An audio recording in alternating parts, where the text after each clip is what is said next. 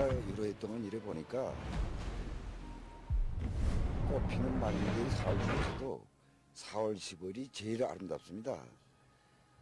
아무리 날씨 변동이 심해도 이날에는 꽃이 꼭 피어납니다. 어떤 해에는 날이 차서 4월 10일 날에 꽤 꽃이 필까 하고 걱정할 때도 있지만은 이날 아침에는 꽃이 꽃나무들이 활짝 피어납니다. 저는 이런 것을 보고 정말 우리 수령은 하늘에 내신 분이구나 이렇게 생각을 합니다. 1912년 4월의 날씨는 더 신기했습니다. 그해에 따라 살구나무에 내년에 없이 일찍이 꽃망울이 졌고 4월 15일경에는 살구꽃이 만발했다는 자료가 있습니다. 그해 청명이 지난 뒤 우리 만경대에서는 내초 맑은 날씨가 계속되다가 때이른 봄비가 쏟아졌는데 13일과 14일에도 그칠 줄 몰랐습니다. 이렇게 이틀 동안 내리던 비가 한동안 멈추었다가 또 한 차례 쏟아졌습니다.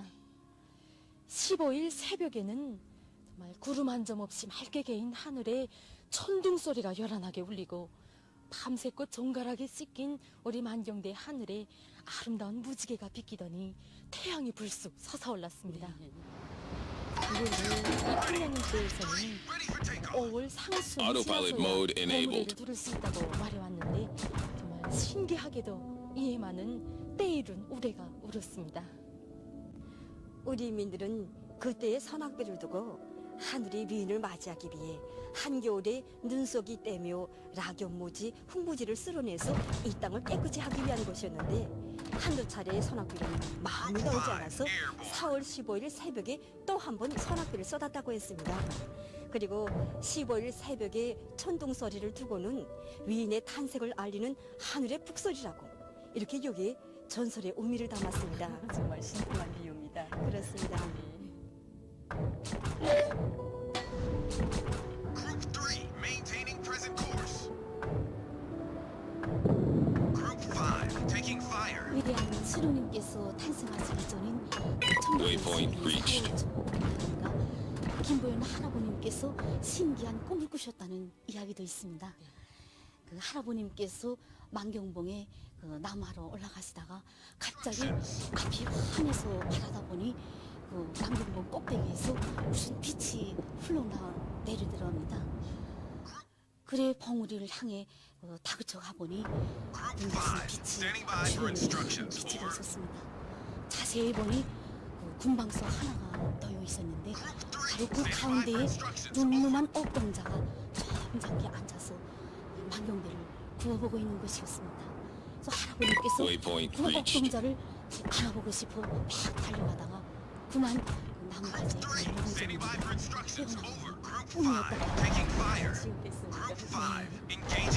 꿈 이야기에서부터 이런 전설이 그때 대한민국에 무지개가 피었는데 무지개 한 끝은 말하면 대박산에 비키고 뿌리를 박았고 또 하나는 강서적인 바다 당근묘가 있는 그 대박산. 그렇죠. 그러니까 이 우리 조선의 시대엔 당근묘가 있는 뿌리를 박았다 이래서 의미가 있다고 그러죠. 바로 그 꿈에 저리 전설이 무지개를 타고 세 마리 Returning to ship. Group 4, returning.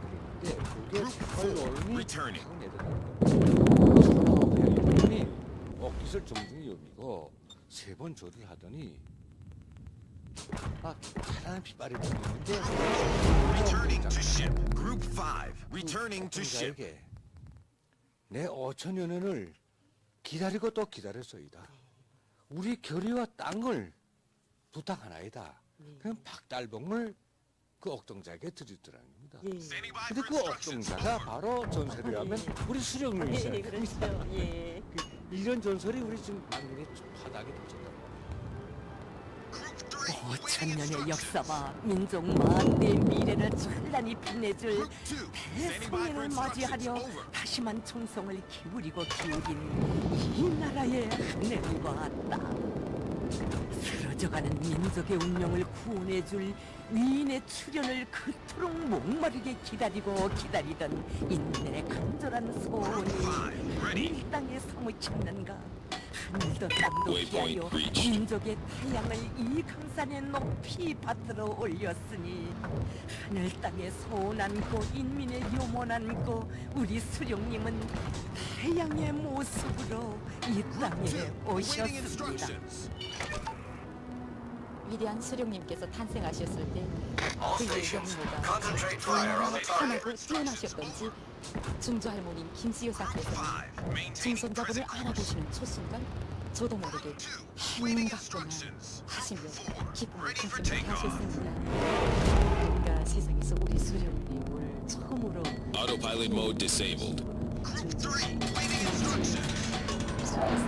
예, 그렇습니다. 마을 사람들은 어리신 수령님의 행님 같으신 모습을 보고 저저마다 감탄했습니다. 그들은 이런 꿀꿀한 중손자가 태어난 것을 보니 이 집에 대통령이 들 것 같다고 이렇게 말하면서 중손자의 Maintaining present 출중한 course. 것을 Group 5, approaching 장수하게 target. 틀립니다. Group 5, returning. Group 5, returning to ship. 수령을 지워버리는 것이 좋겠다고 이구동성으로 말했습니다. 특히 누구나 우리 수령님의 눈빛이 다만 같다고 말했는데 그에 대한 전설 같은 이야기를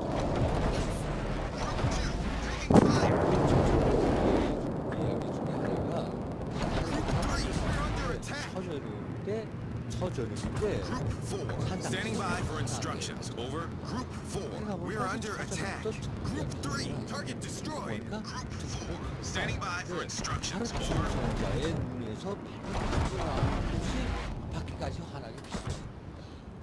이것이 바로 전설로 전해요. 그 산당집이라는 것은 원래 이 집이 중조 할아버님이신 김모 선생님께서 지지원의 묘를 봐주기로 하고 빈식을 집이라고 해서 그렇게 보셨습니다. 네, 이 이야기가 한국에 건너가는 사이에 중순의 눈에서 인정과 너기가 함께 뿜어져 나오는데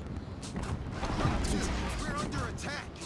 고약한 사람은 Target 거룩한 destroyed. Group 2, awaiting 중순의 instructions. Group 눈빛은 5, ready. 사랑의 성분이 세상에서도 Engaging enemy. Group 4, returning to ship. Group 5, maintaining present course. 그런 위인이 될 것이다 라고 만금대 인민의 서감까지 도덕하셨습니다. Returning to ship. Group 2, returning. 수생식이 서항청에 계실 때 수령님께서 서항청을 숲속을 지나시는데 호랑이가 그 양광에서 뿜어나오는 그 밝은 빛발에 허미백산에서 꺼리를 사렸다는 이런 얘기도 있습니다.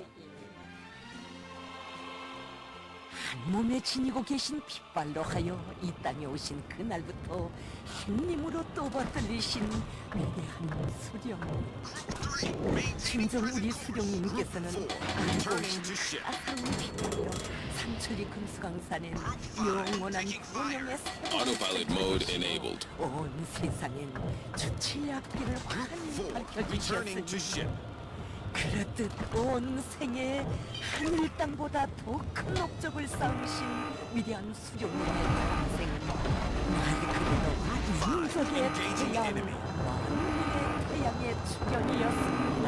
Group 5, returning. Group 3, awaiting instructions. Group 5, returning.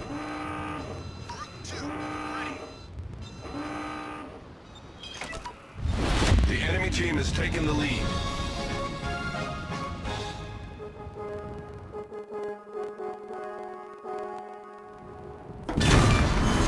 We've destroyed an enemy battleship. Ready. Group 5, returning.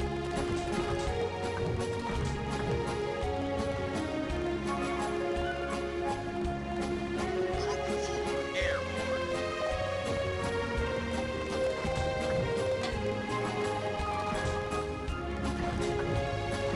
Group 5, returning to ship. Group 2, maintaining present course. Waypoint reached. Group 4, approaching target. Returning to ship. Group 4, returning. Torpedoes to port. Group 5, returning to ship. Torpedoes to Mode port. disabled. Autopilot mode enabled. Autopilot mode disabled.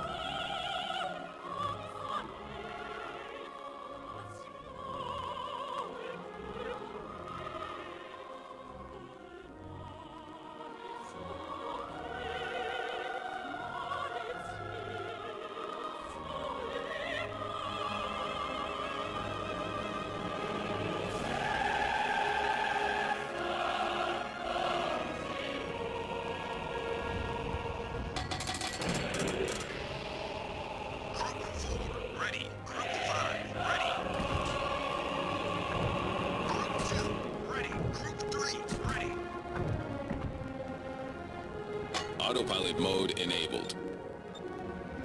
Group 4, maintaining present course.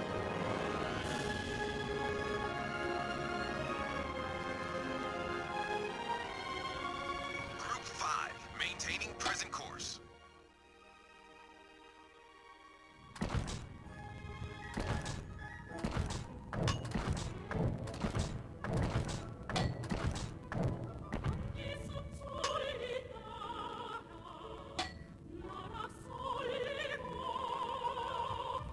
Group 2, maintaining present course.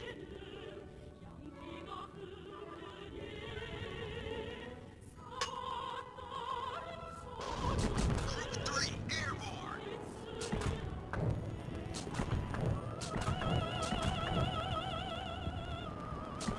Group 4, we're under attack. Group 4, approaching target. Group 4, returning to ship.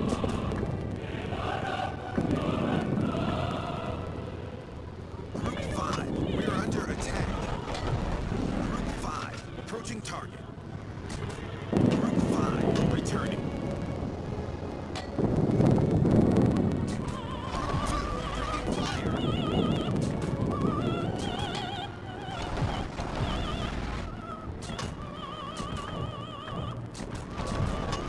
Waypoint reached. Group 3, we're under attack. Group 3, target destroyed. Group 3, target destroyed.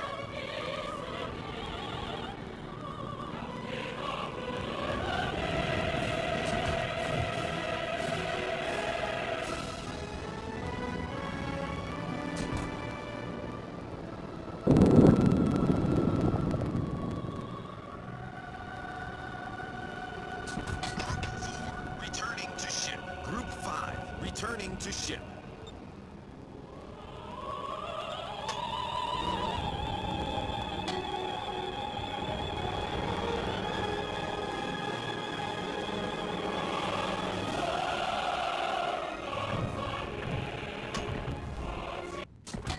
Group 5, returning to ship. Group 2, ready for takeoff. Group 3, returning to ship.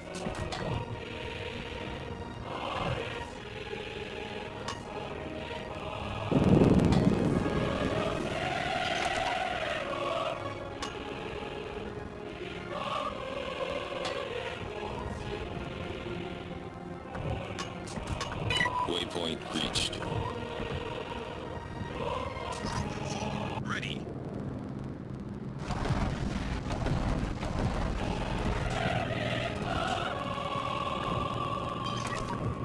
Group 3, standing by for instructions.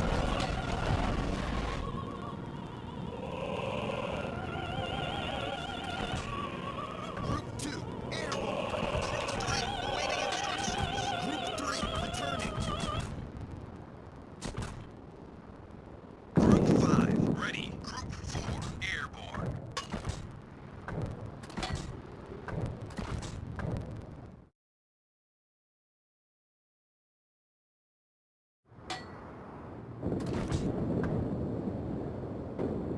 Group 5, airborne.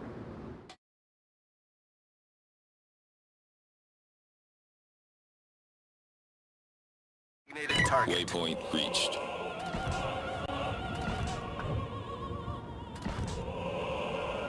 Group 2, standing by for instructions. Over.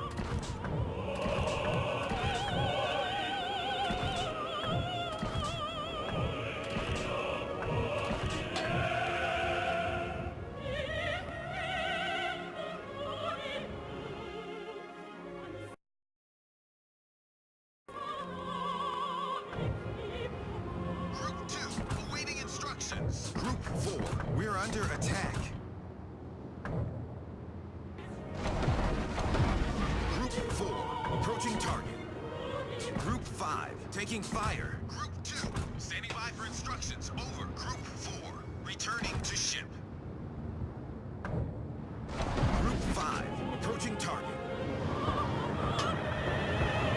Group 5, returning to ship. Group 3, standing by for instructions. Over. Group 2, we're under attack. Group 4, returning returning. Group 2, awaiting instructions. Group 3, taking fire.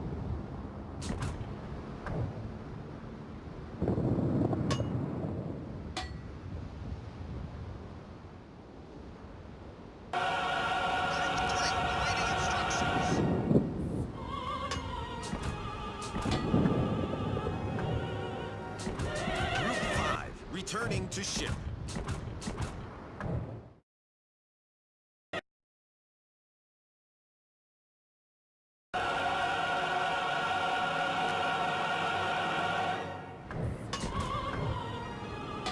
Group 3, standing by for instructions. Over.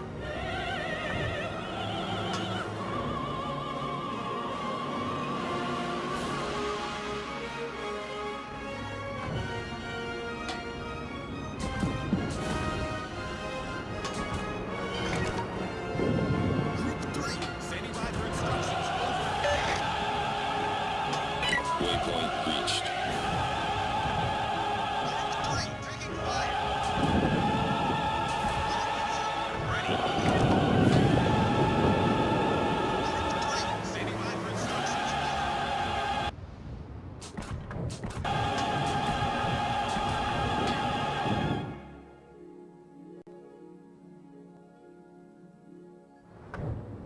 Group 4, airborne.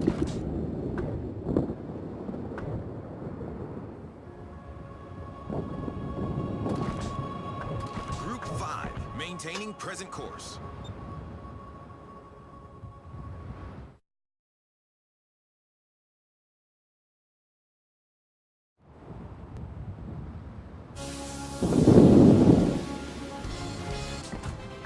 하며 세상 사람들을 경탄시키는 이 조. 눈부신 현실을 알아온 그 시작되고 흘러왔는 가를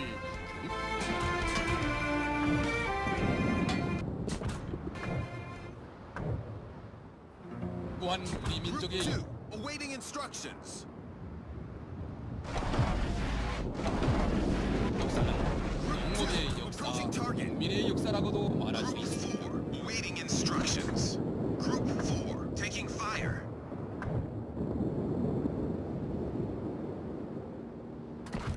Group 5, standing by for instructions. Over. Group 2, we're under attack. Group 5, we're under attack. Group 4, taking fire. Attention, I need help.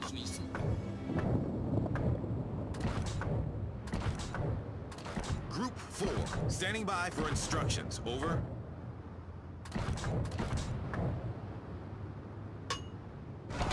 Group 4, approaching target. Group 5, engaging enemy. Group 2, destroyed. Group 4, returning to ship. Group 5, Enemy cruiser destroyed. 무고한 역사, 이 민족의 그 기나긴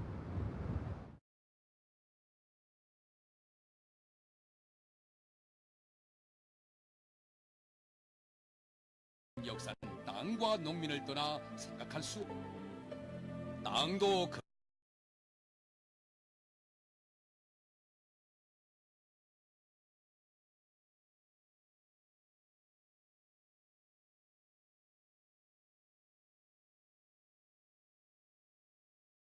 다루는 농민들도 그 사람들이었건만 take off. 대부분이 공장이나 번화한 도시들이 Returning 아니라 to ship. 역사와 많이 묘사했다는 것을 알 수 있습니다. 무고한 역사, 우리 민족의 그 기나긴 역사는 땅과 농민을 떠나 생각할 수 땅도 그 다루는 농민들도 그 사람들이었건만 언제부터인가 이는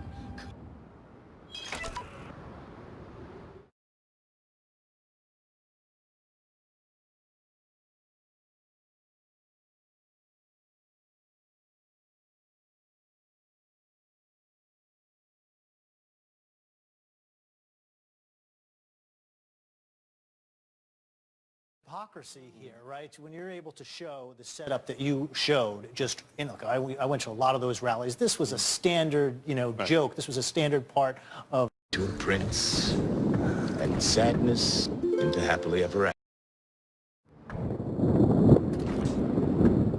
right?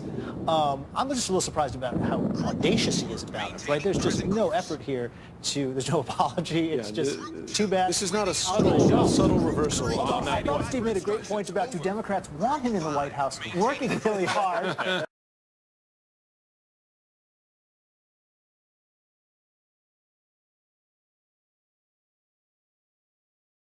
Back, right, like Eisenhower. Panel, listen, stay with us. We got a lot more time. We're going to come back to the panel after the break. And coming up, a closer look at the Wall Street millionaire who is now ensconced in the president's inner circle. What we know about Gary Cohn, a Goldman Sachs banker. That's right after this.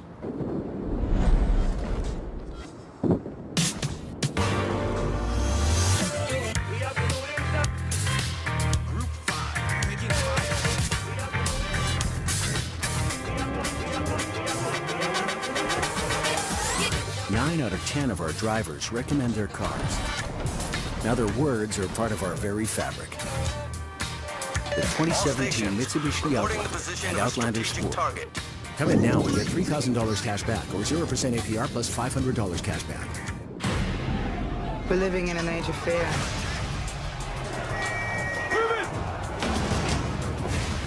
Don't be scared. No.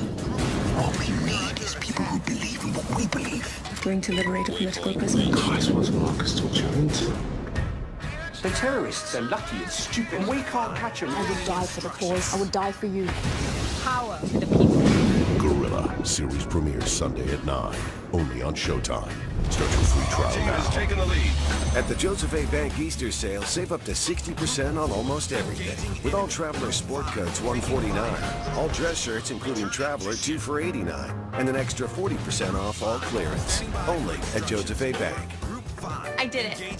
I joined eHarmony. Yeah, I can get my own dates. How's that going? Sign me up. Stop waiting. Start communicating for free today. A jet engine that can fix itself. Is that the work of wizards? Yes. Technical wizards, who, with the visionary engineers at GE, developed Predicts, giving plane engines the ability to self-diagnose problems and alert those who can fix them. And that's no illusion. Magic can't make digital transformation happen, but we can. That's the power of Pivotal, part of Dell Technologies. I was sinking deep under me. Autopilot mode enabled.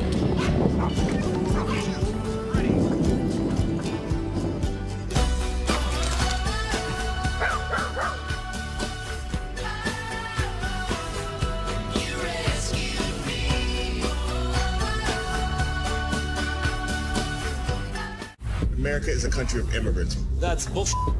America is a white country. We are more interested in exploration and domination. I just want to bathe in white privilege.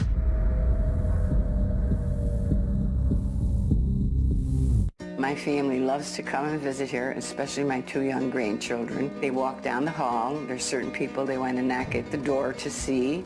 I have friends that I swim with, friends that I play poker with, friends that I play pool with.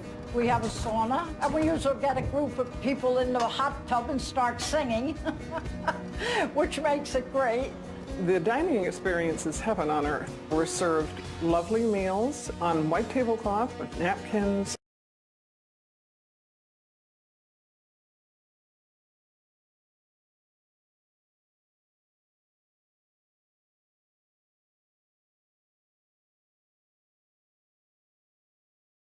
Standing by for instructions. Over.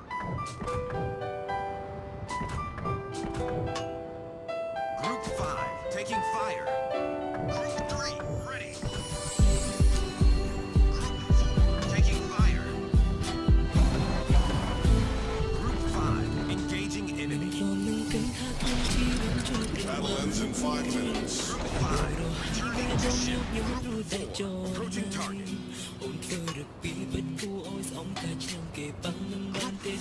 Returning to ship. ជាសង្សារគ្នាអូនធ្វើរឹកពីគូអូនស្រឡាញ់ពេលយើងបងតោទំព្រមចូលចាញ់សុំរមីស្នូតែពេលបងធ្វើអោយអូនខូចចិត្តនួនងង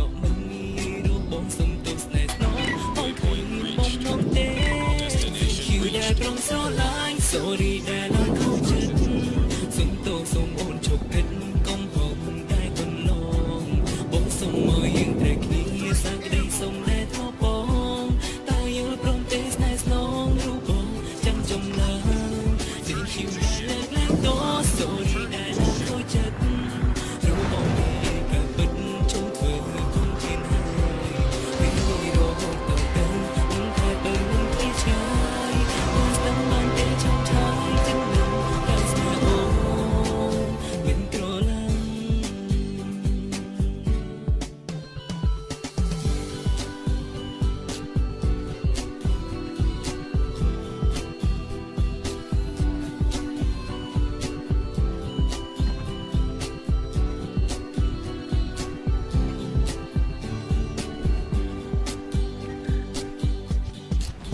ជាសង្សារគ្នាអូនធ្វើរកពីគូឲ្យស្រឡាញ់បេះដូងបងតោះទន់ព្រមចូលចាញ់សំរមីស្ងួនតែពេលបងធ្វើឲ្យអូនខូចចិត្តអូនងងក់មិននិយាយរកបងសុំទោសស្នេហ៍ស្នងបងគ្មានបំណងទេ Thank you ដែលព្រមស្រឡាញ់ Sorry ដែលឲ្យខូចចិត្តសុំទោសសូមអូនជប់គិតកុំហងតែកន្លងបងសុំមកយើងត្រូវគ្នាសាក្តីសុំដែលធ្លាប់បងតើយល់ព្រមទេស្នេហ៍ស្នងរូបបងចាំចំឡើយ Thank you ដែលលើកលែងត Sorry ដែលឲ្យខូចចិត្តរូបបងមានឯកាពិតជុំធ្វើគង់ពីនហើយពេលនេះរហូតតទៅនឹងថែបើមិនឃ្លាតឆ្ងាយតែស្ដាំបានទេឆោមឆាយចិននឹងកាយស្នេហ៍អូន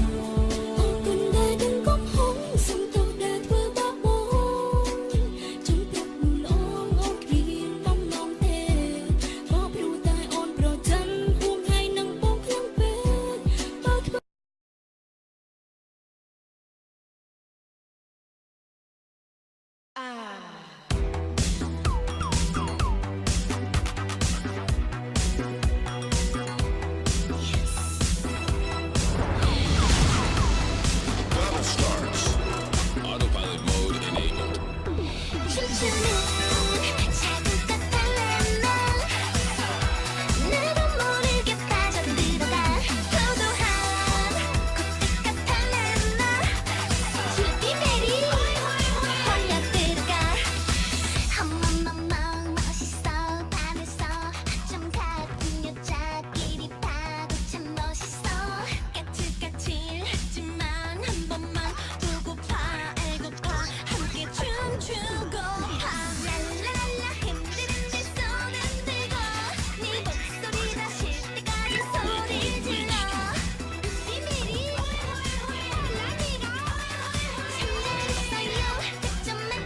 Received. I'm on it.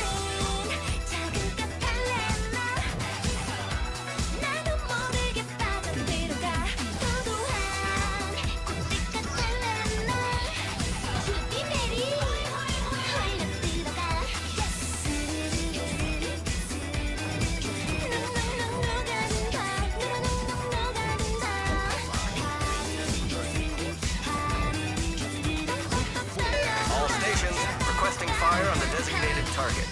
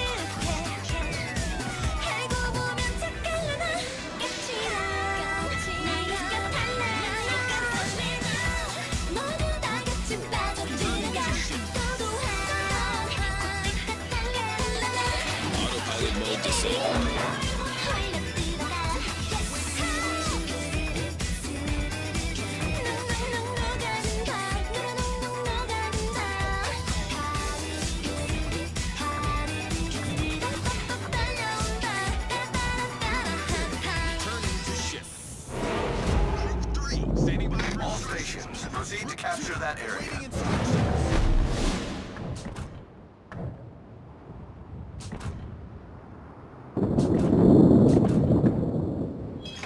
Group 3, awaiting instructions.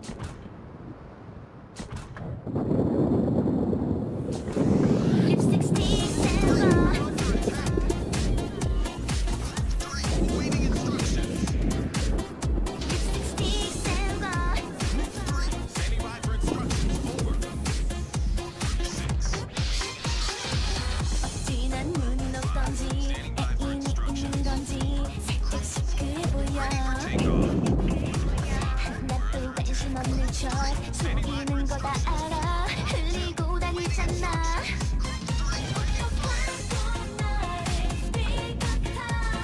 짜릿짜릿 네 눈빛에 녹을 것 같아 꿀이 삐삐부리가 달콤해 보여 아슬아슬 다가가서 훔치고 싶어 립스틱 세우고 내 입술에 바르고 기다려진 나의 셔츠 위에 살짝 묻히고 립스틱 세우고 네 입술에 맞추고 아슬아슬 새 골 위에 몰래 묻히고 엄마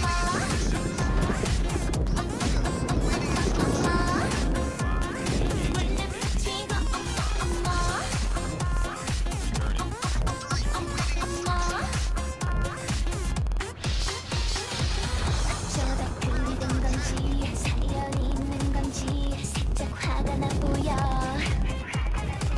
사실 좀 미안하지만 즐기는 거 다 알아 몰래 웃고 있잖아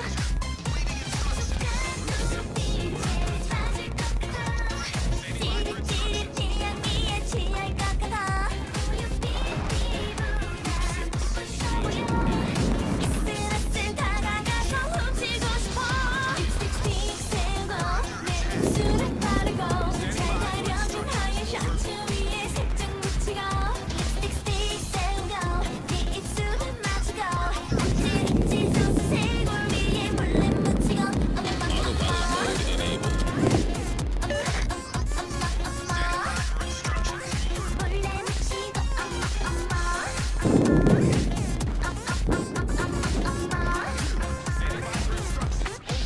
손대지 마 가만히 둘 순 없어 내려오지 마 오늘 처음 봤잖아 립스틱 세우고 내 입술에 바르고 잘 가려진 하얀 셔츠 위에 살짝 묻히고 립스틱 세우고 네 입술에 맞추고 아찔아찔 소스 쇄골 위에 몰래 묻히고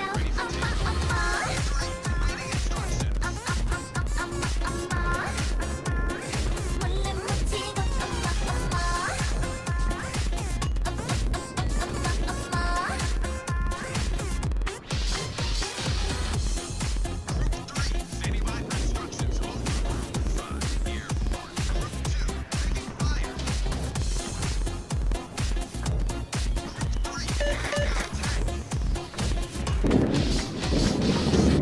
Ready for takeoff. Hang in there. Help is on the way. Group 2, standing by for instructions. Over. Group 6, maintaining present course.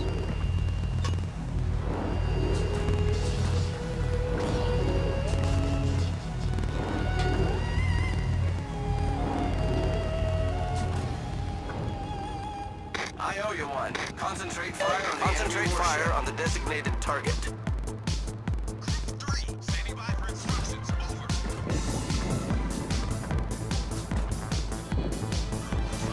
Taking fire. Waiting instructions. Group 3, taking fire.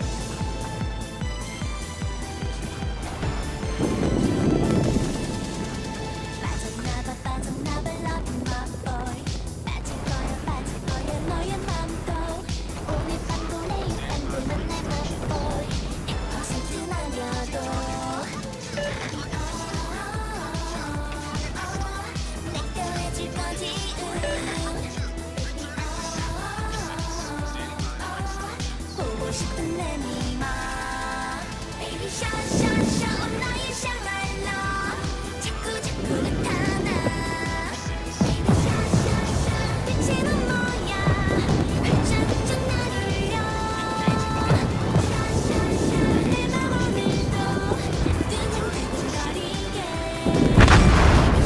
Enemy destroyer sunk. 비행기를 타고 가야만 될 텐데 만만치가 않아 울먹울먹 인천강을 건너 건너가고파도 돈이 없어 힘들어 내가 해줄 거지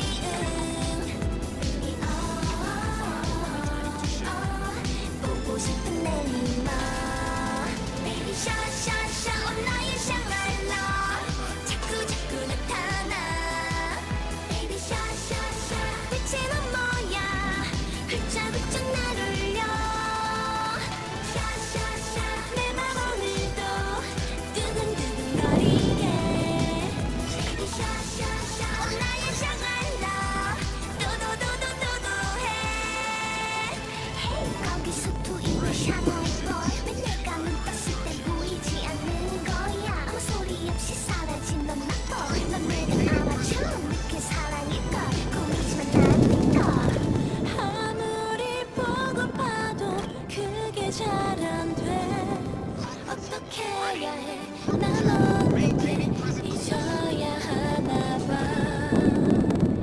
잊으려 노력해도 그게 잘 안 돼 자꾸 나타나잖아 꿈에 보이잖아 샤샤샤 온라인 샹알러 자꾸 나타나 대체 넌 뭐야 훌쩍훌쩍 날 울려 샤샤샤 내 맘 오늘도 두근두근거리게 샤샤샤 온라인 샹알러 너무나도 도도해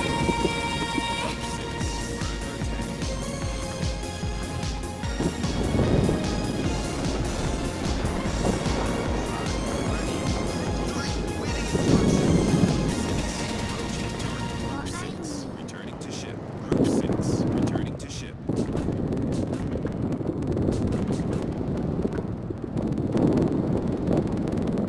Group 3, awaiting instructions. Group 4, taking fire. Waypoint reached.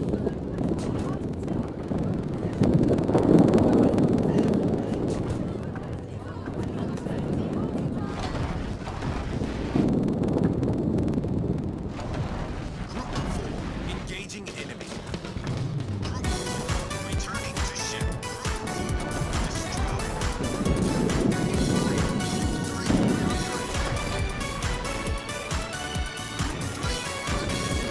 Standing by for instructions. 늦게 날 보는던 눈이 바라버리겠어 어떡해 그렇게 부러져라 쳐다보면 어떡해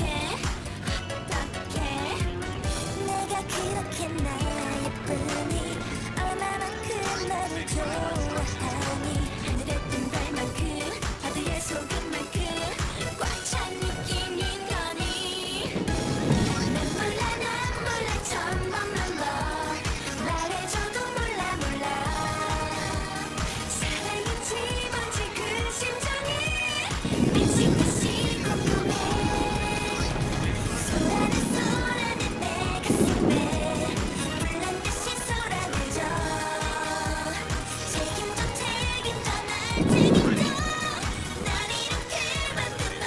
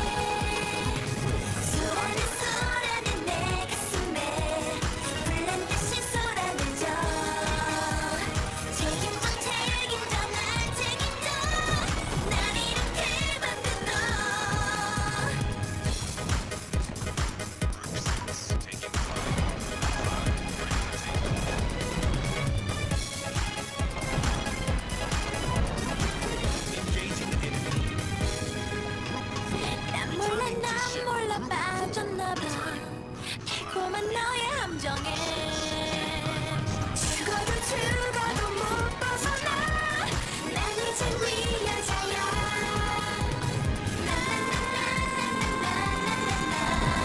노래 불러 날 부르면 손처럼 날아와 날아내줘 사랑에 속삭여줘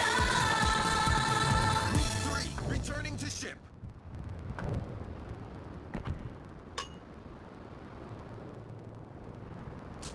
Group 3, returning. Group 5, we're under attack. Group 2, ready for takeoff.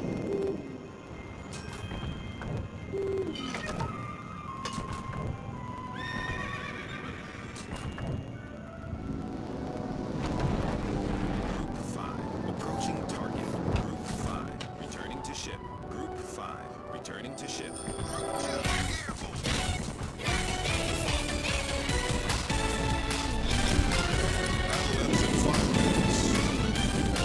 그대의 입술이 닿으면 간질간질 마음이 간지러 자꾸만 깊어서 The ship is on fire! 그대를 1초만 못 봐도 물샘 식어가 떠버려 Problem solved, sir. 꺼이꺼이 보고파 꺼이꺼이 예민해 예민해 달라지게 내 사랑 The ship is on fire! 날 시큰하게 훌쩍거리게 줬다 폈다 왔다 갔다 멋지면 나야 잘생기면 나야 징글징글징글하게 좋았어 미쳐 미쳐 빠져 빠져 온몸이 저려 뼛속까지 저려 찌릿찌릿찌릿하게 Our victory is in sight. 썸썸썸썸 집어삼키는 Anti-aircraft militancy on full alert.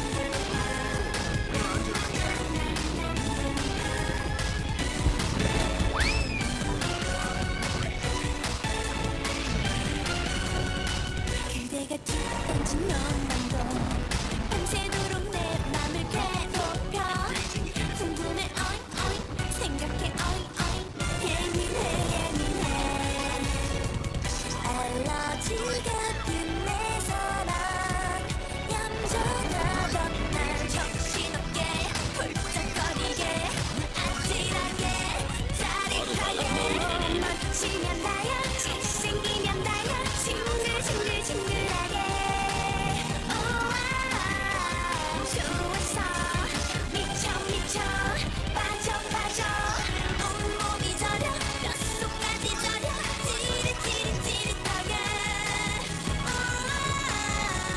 어떡해 똥똥똥 내 맘 집어삼키는 너 Autopilot mode disabled. 날 꼼짝 못하게 해버렸죠 Torpedoes, dead ahead!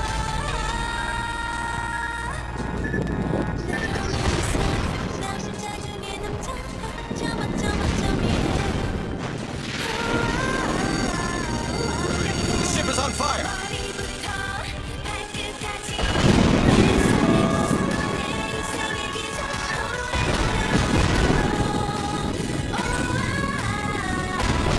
Critical engine damage!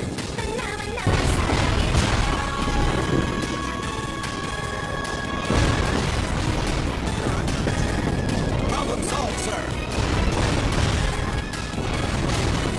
Anti-aircraft gun crews are on normal alert. Maintaining present course.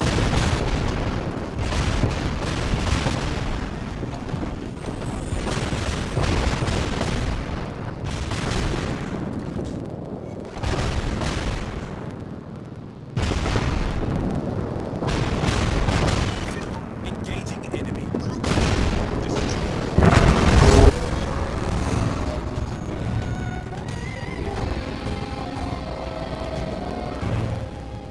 Enemy aircraft carrier blown up.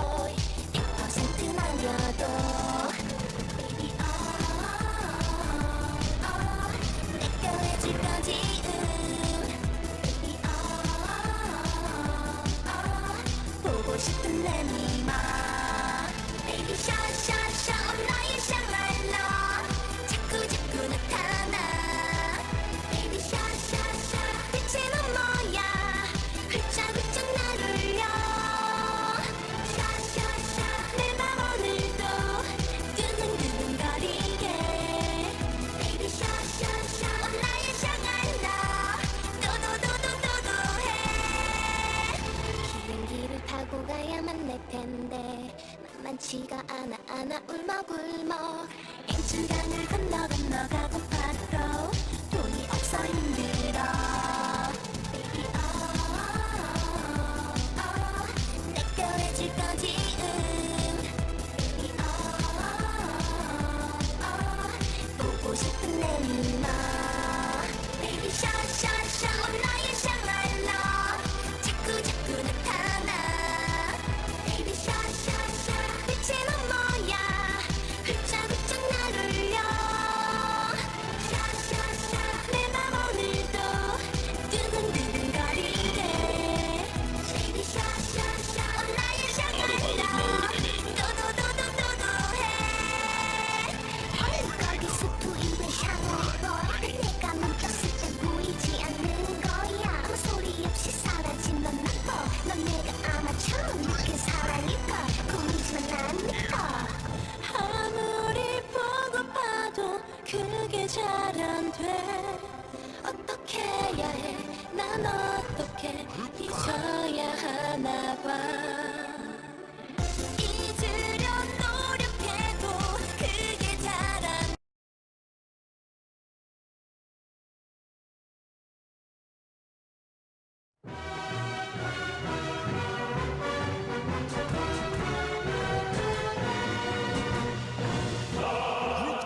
Maintaining present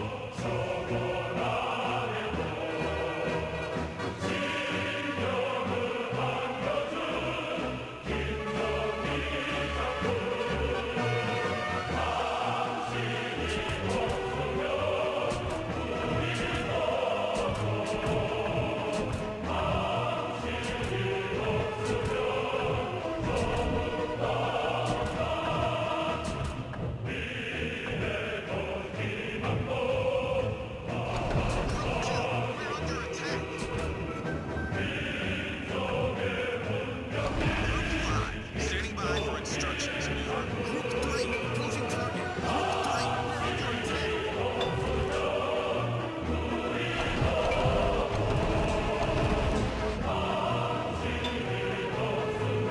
Group 2, target destroyed. Waypoint reached.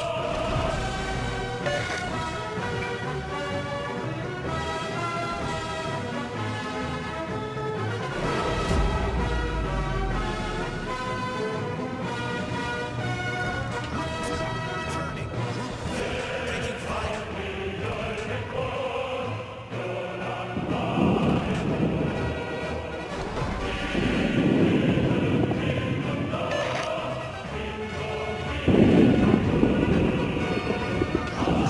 Returning to ship.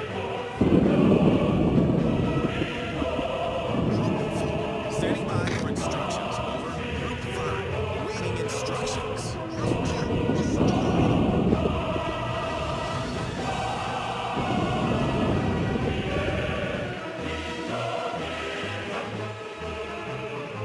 Group 5, awaiting instructions. Group 4, awaiting instructions. Group 3, ready. Set, maintaining present course.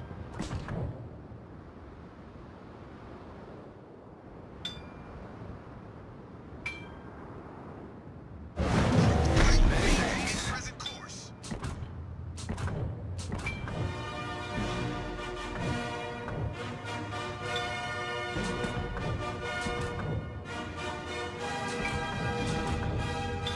Waypoint reached. Group 5, standing by for instructions. Over. Group 4, awaiting instructions. Group 6, standing by for instructions. Group 2, ready. Group 5, awaiting instructions. Group 4, standing by for instructions. Over. Group 6, awaiting instructions. Group 2, maintaining present course. Group 6, standing by for instructions.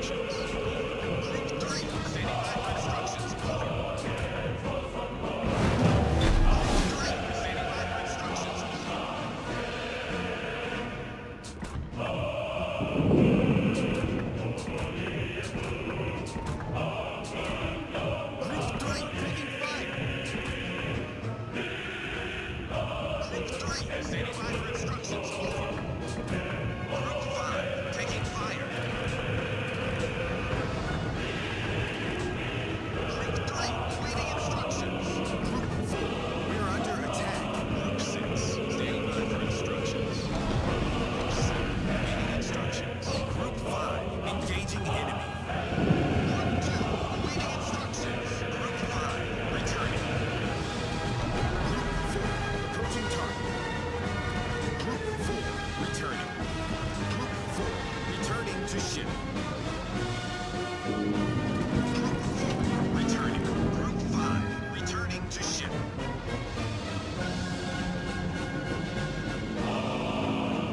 Group 2, standing by for instructions. Over. Group 3, awaiting instructions. Group 6, standing by for instructions. Group 6, we're under attack. Group 7, taking fire.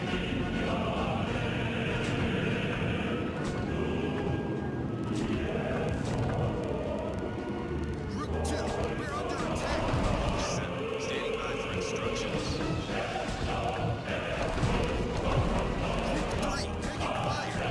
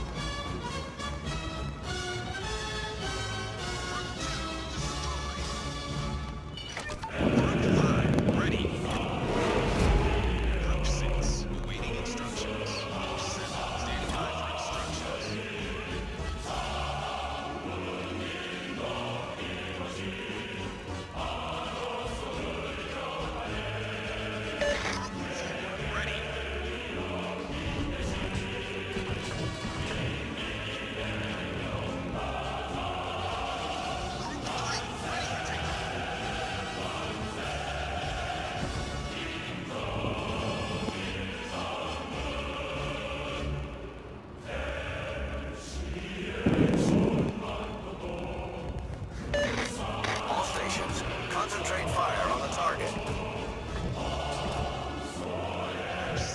Awaiting instructions.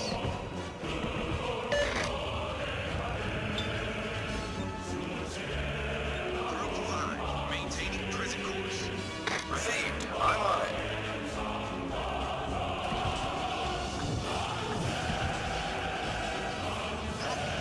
Maintaining present course.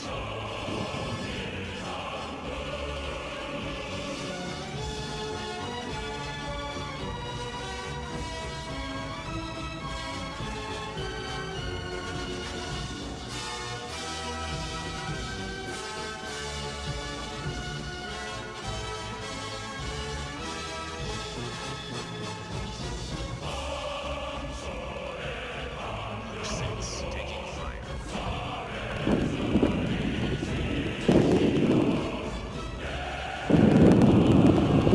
All stations, concentrate fire on the target.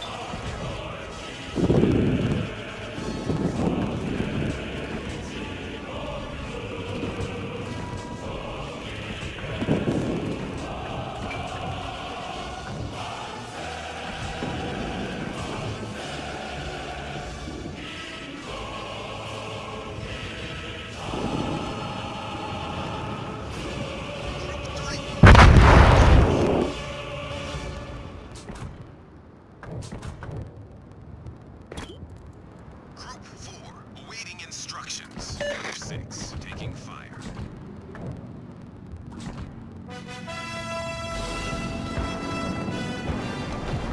Group 6, engaging enemy.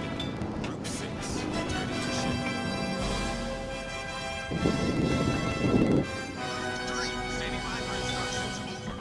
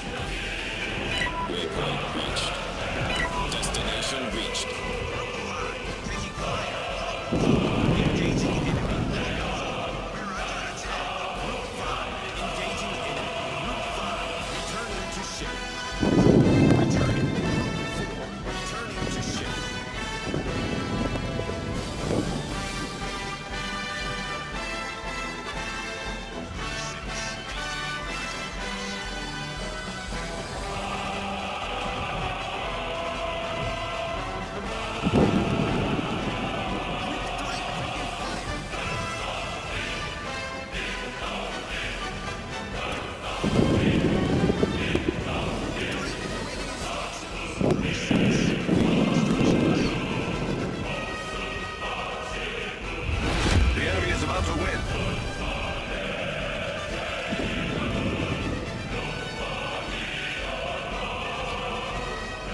Group 3 taking fire.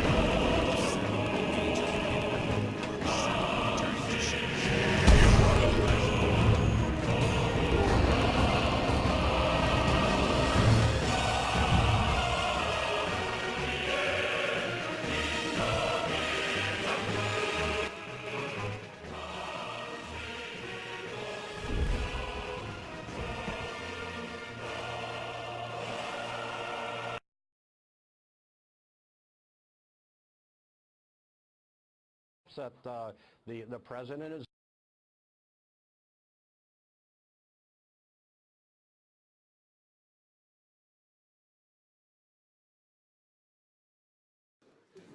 April 2012, 5 years ago. Then Exxon CEO Rex Tillerson in Russia sipping champagne with Vladimir Putin, who bestowed Tillerson with Russia's Order of Friendship Award. That cozy relationship was a problem for Tillerson when President Trump nominated him for Secretary of State. Let me ask you this question. Is Vladimir Putin a war criminal? I would not use that term. Now, no one would describe this as cozy. There is a low level of trust between our two countries. Finally this week, we saw realism from the Trump administration. It's very welcome. Blunt talk from the new Secretary of State about Russia while in Russia on his first official trip there would have been noteworthy for any American diplomat, but even more so since President Trump has been so conspicuously reluctant to criticize the Russian dictator. During his campaign, Putin said great things about me. Putin said Trump is a genius. And these candidates wanted me to disavow his statement. I said, why would I disavow that statement? I agree with it, okay? And after he became president. Putin's a killer. A lot of killers. We got a lot of killers. Why, you think our country's so innocent? Even today, despite his administration's tough talk about Russia's actions in Syria, Trump refused to condemn Putin personally. Putin is the leader of Russia. Russia's a strong country. We're a very, very strong country. We're going to see how that all works out. By way of comparison, this is how the Senate's top Republican sees Putin. Putin's a former KGB agent. He's a thug. Veteran diplomats say President Trump's reluctance to call out Putin is alarming. We're seeing in the statements of Secretary Tillerson that the administration has seen the light and is prepared to call a spade in the case of Russia. But we do need to hear from the president. He is our leader, and his silence is, I think, disturbing people, and it's something that needs to end. Though he did echo Tillerson, admitting relations are at an all-time low. Right now, we're not getting along with Russia at all. And privately, administration officials argue the president has now proven he can defy Russia, ordering strikes against Syria, which Putin opposed, and top aides even suggesting that Russia is trying to help cover up Syria's chemical weapons attacks. It's a very different narrative. Rex Tillerson, right to Syria and Ukraine. It's not impossible. In our introductory remarks with Rex Tillerson, we mentioned the agreements that are related. Autopilot mode enabled. Just to preserve and also to intensify the communication channels with regard to Syria and Ukraine. As for Syria and Bashar al-Assad, we have had sort of a historical background.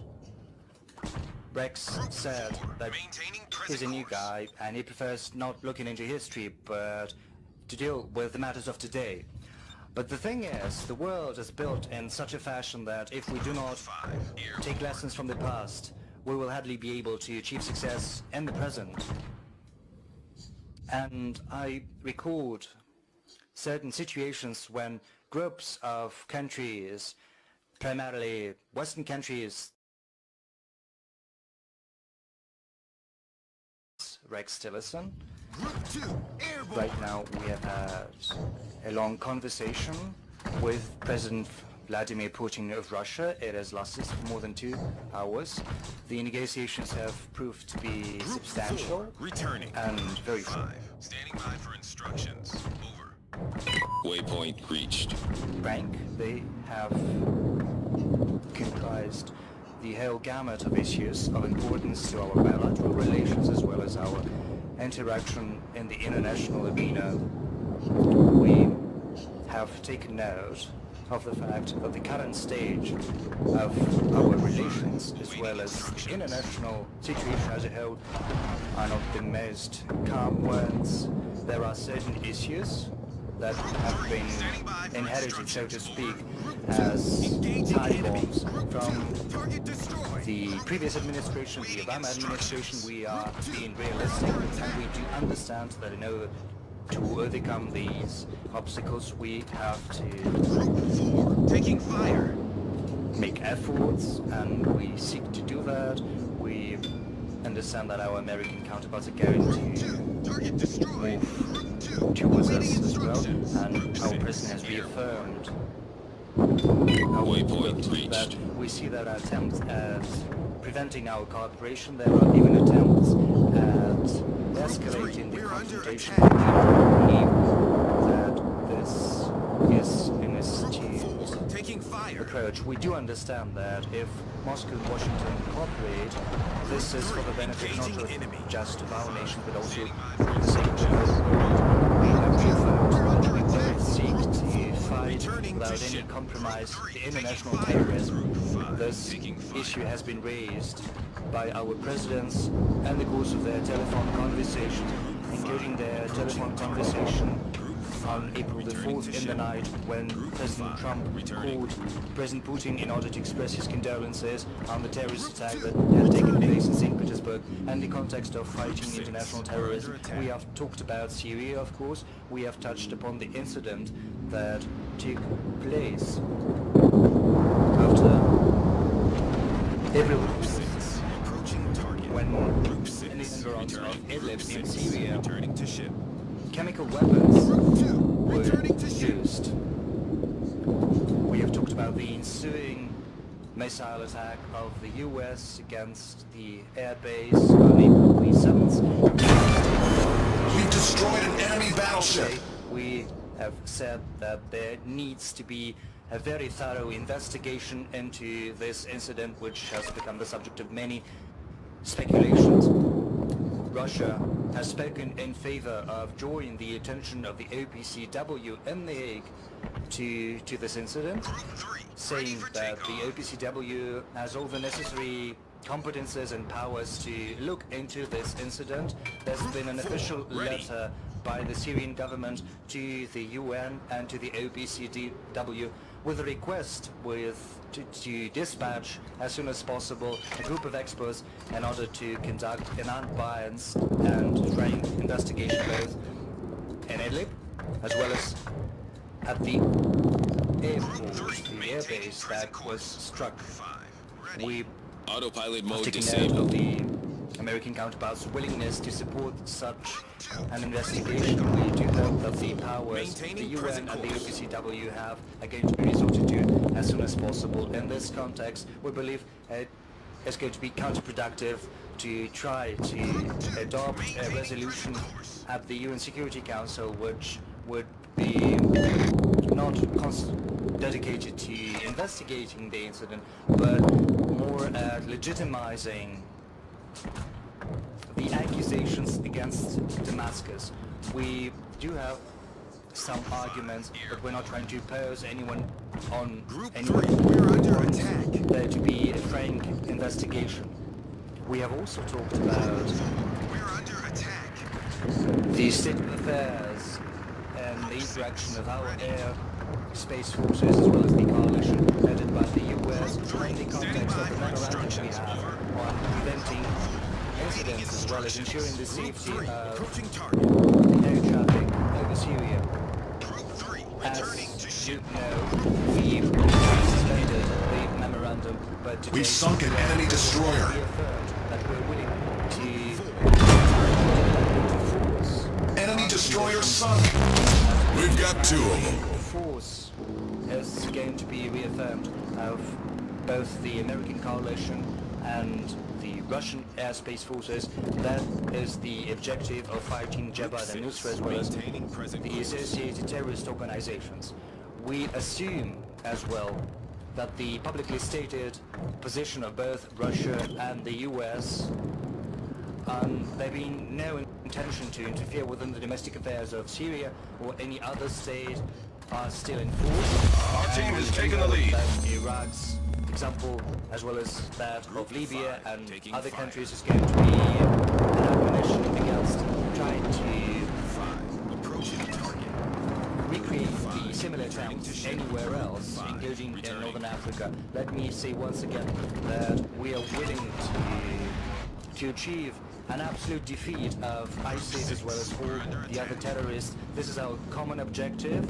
It is still in force, and we have seen that this has been reaffirmed today as well. Syria and fighting terrorism in the region. We also have another political challenge, common challenge, that is to seek a political solution to the Syrian crisis. The US and Russia have been at the forefront of recent years. Our international efforts at finding solutions, at rallying all the parties concerned, both parties to the Syrian conflict and external players, bringing them together at the negotiating table under the aegis of the UN. Today we agreed to continue to work bilaterally in order to facilitate this process, to push the multilateral process forward. We appreciate that apart from the Geneva process, which we are full-fledged members of together with the American counterparts, we also have the Astana platform. At this platform, the American counterparts are observers. Russia and the US have other opportunities to help the international community settle the conflicts in Libya, Yemen, and last but not least, try to find common approaches to break the stalemate around the Israeli-Palestinian settlement. I do hope that our ongoing contacts to that end are going to be our victory is in sight. Our agenda, and that is Afghanistan. As you know, Group 4, taking over fire. the last 2 years, there have been different formats resorted to seeking to rally an external support for the Afghan settlement. One of these attempts, one of these avenues we pursue. Our victory is in sight. Took place on April the 14th in Moscow. A meeting has been scheduled for this which is going to be attended by Afghanistan, its neighbors, including Central Asian republics, the American counterparts. They're going to be able to participate in this meeting. We have also touched upon the Ukrainian crisis. We've got a common approach. The Minsk agreements of 2015 are to be observed and respected. We have also recorded how under the previous US administration a bilateral consultation channel had been fostered between Moscow and Washington to supplement the N4, and we have felt the interest of the current administration in resuming bilateral contacts to implementing the Minsk agreements to the full. We are going to welcome these efforts. We are ready for them.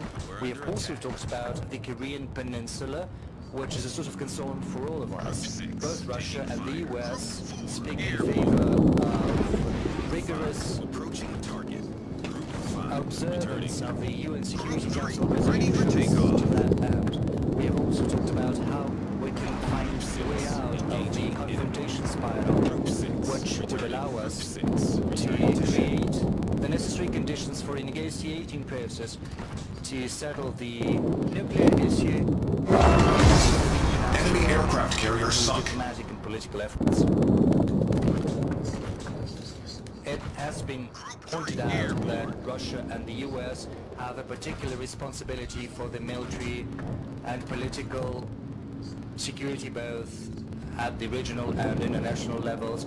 We've compared notes with regard to implementing the strategic stability treaties such as the arms reduction treaties which are enforced between our countries.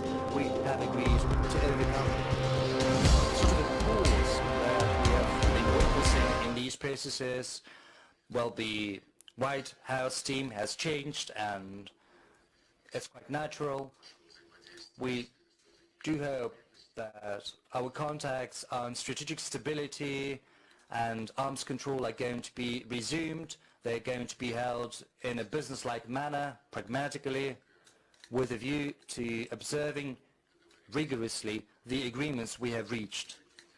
We have touched upon our economic ties. We see that there is an interest among business circles on both sides to build up our cooperation, to buck the negative trend which we've been witnessing in trade and investment due to objective and subjective reasons.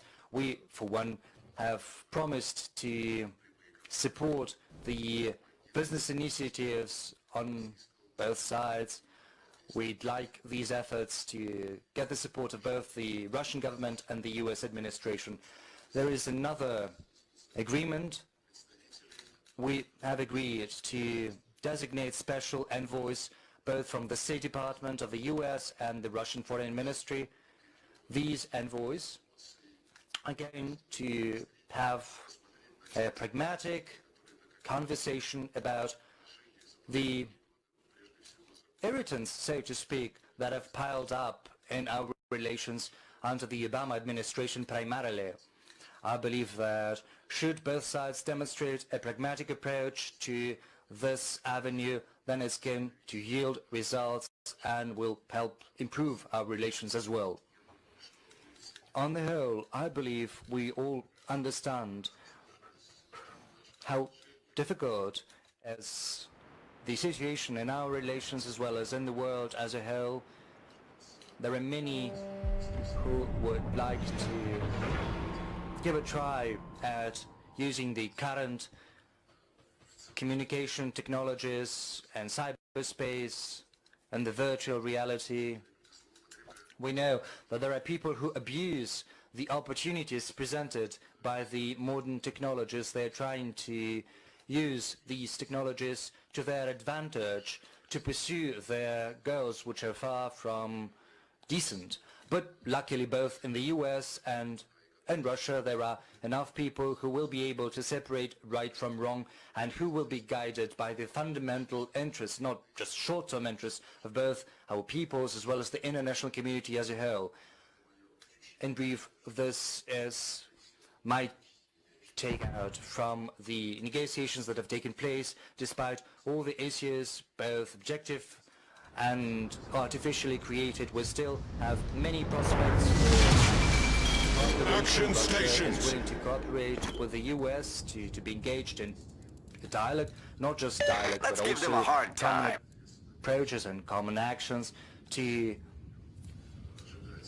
pursue the interests of both countries. We will look forward to the US reciprocating Group 3, our ready for approach, takeoff. and I do hope that the many hours that we've spent with Rex Tillerson together, as well as with the President of Russia, have not been spent in vain. We understand each other better. Autopilot after mode the talks enabled. Today, we do hope that these contacts will be followed up by us, as well as by our staff and by other government agencies of both the Russian government and the US administration. Thank you.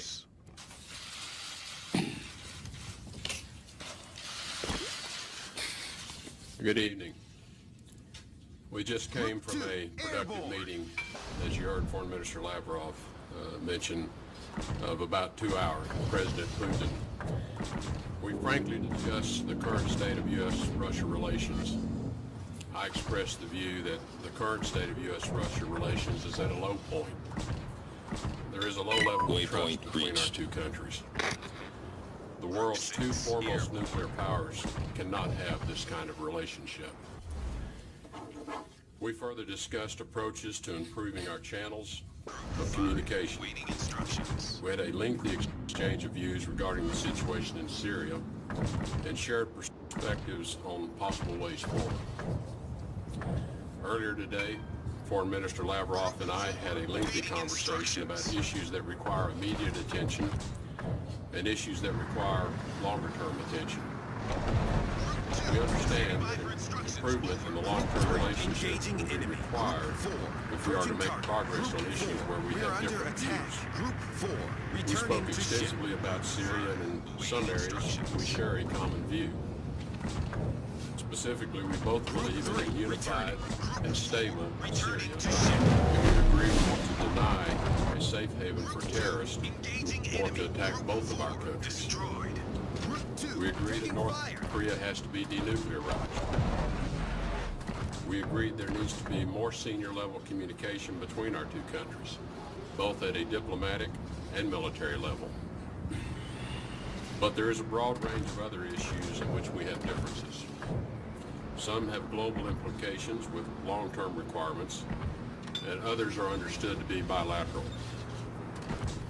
Over the course of the past 2 years, a number of reciprocal actions have been taken to demonstrate the dissatisfaction each country has with the other. Standing by for instructions. Over. Group 2, returning to ship.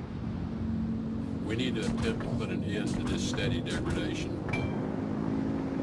which is no doubt to restore the trust between our two countries, or to make progress on the issues of the greatest importance to both of us. We've agreed to establish a working group to address smaller issues and make progress towards stabilizing the relationship, so that we can then address more serious problems. Group 6, engaging enemy. Foreign Minister Lavrov and I agreed we would consider further proposals made about the way forward in Syria, including consulting with our allies and coalition members. And we will continue discussions about how to find a solution to the Syrian conflict. We also discussed current threats posed by the North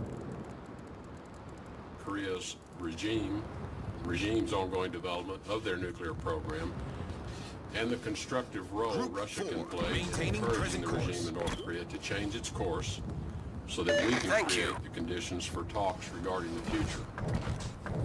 On Minsk, we consider the importance of the accord. Russia can make progress in the implementation by de-escalating violence and taking steps to withdraw separatist armed forces and heavy weapons so that OSCE observers can fulfill their role.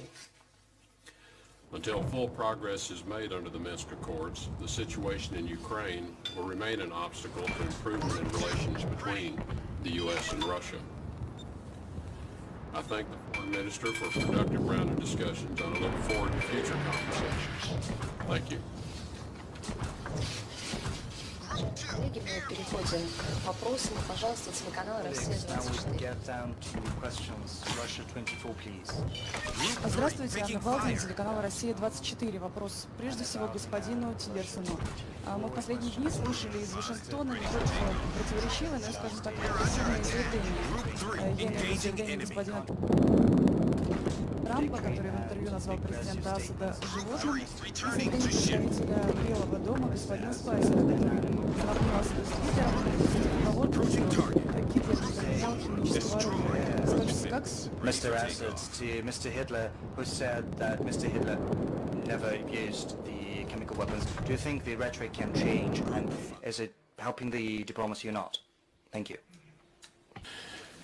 Well, I think the perspective from the United States, supported by the facts that we have, are conclusive. That the recent chemical weapons attack carried out in Syria was planned, that it was directed and executed by Syrian regime forces, and we're quite confident of that. This is just the latest in a series of the use of chemical weapons by the Assad regime, and notwithstanding their use on more than 50 occasions of chlorine bombs. The enemy team has taken the lead. And cluster bombs and other types of weapons that are intended to maim and kill in the most horrific ways. So I think the characterization is one that President Assad has brought upon himself. Josh, let him. Я должен буду два слова добавить.